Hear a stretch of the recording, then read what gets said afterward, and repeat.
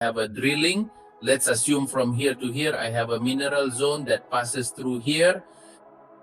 I have another mineral zone that passes through here. So this would be zone 1, zone 1, zone 2, right? So you can have that situation that you can have 2 or 3 or more mineralized zones. But in this case, it is a project with a very well-defined zone. It is a single beta. So we are going to leave only this zone, nothing more. So I select all this. I select the zone here, okay? And I click where it says assign. When assigning, I get a message here that says that the zone has been defined correctly and all this becomes a mineral zone. Okay, then I can close this window. Right now the red line is not shown here, but if I open this bar, details window, I simply click continue redraw and notice that the zone line now appears here. Okay.